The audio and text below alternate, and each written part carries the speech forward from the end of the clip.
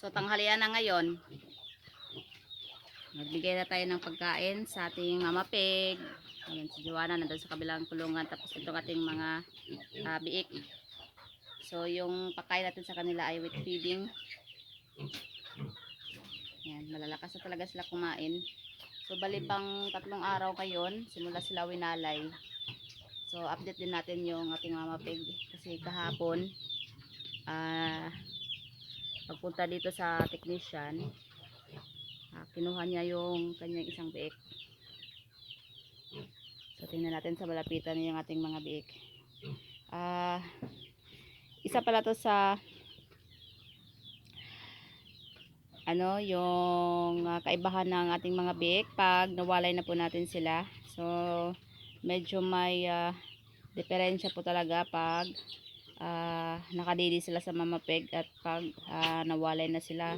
So bali ito, dahil pangatlong araw, ito na yung magiging katawan nila na feeds na talaga yung kinakain nila. So hindi na yung gatas ng mama pig. So medyo lumiit sila ng konti, pero at least ito na talaga yung katawan nila. So nakakakain na talaga sila na solid na feeds. So wala na talaga yung didi ng mama pig. So ibig sabihin, bali naka-move on na sila or naka-adjust na yung katawan nila sa mula sa gatas ng inahin hanggang sa ito na nga, feeds na sila. So okay na po. So, bali 31 days pa nila ngayon simula ng pinanganak. Ito na yung ating bagong walay na mga biik. So yung update naman sa ating inahin nandito sa kabilang kulungan. Ayan, kung nakikita nyo, positive, naglandi na po siya kahapon.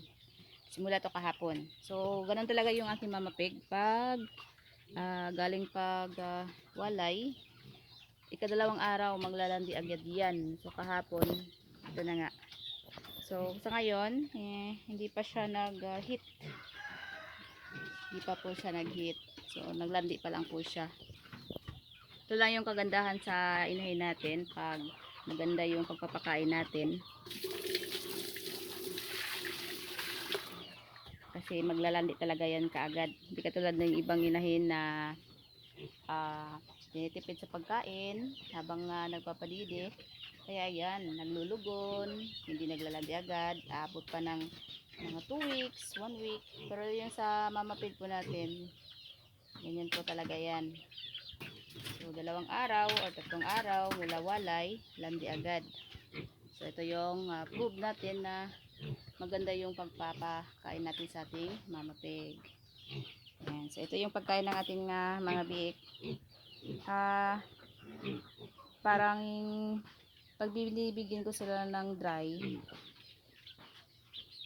pure feeds, hindi ganun nilang pinapansin. Pero pag ganito, binabasa ako tapos nilalagyan ko talaga yan ng dahon. Madre de agua or di kaya talbos ng kamuti. Yung nilalagay ko, hinahalo ko. Pero sa ngayon, talbos ng kamuti ito. Ayan. So, hindi lang nila agad-agad na uubos. Pero pag mamaya, babalikan na naman nila yan. Tapos mauubos na. Ito yung pinaka-ayaw ko kasi may mga manok. Ayan. Kaya hindi ako nagpapakain ng dry. Kasi uubusin lang yan ng mga manok. So ito na yung good news natin. Okay na yung ating bagong walay na biik. Wala pong nagtahi sa kanila at kumakain na talaga sila ng pure feeds. So naka recover na sila mula sa gatas ng mama pig natin. Ayan. Kahit na minsan umiiyak sila, ayan, naghahanap pa rin, pero at least pangatlong araw na. So naka-survive na talaga sila. So bali ito ay i-dispose natin ika 35 days mula ng pinanganak. So may pa tayo, 4 na araw. Kasi nawalay po natin to 28 days. So ma-advance tayo ng 2 araw ng pagwalay. So bali ngayon 31 days nila mula pinanganak. So i-dispose natin sila ng 35 days. Tapos bukas, babalikan ito ng ating technician para i-EI. Tapos bukas din, painchika natin sila ng purga. Itong ating naiwan na biik. So 15 piraso. nabawasan kapon para sa technician. So 15, 14 na lang sila.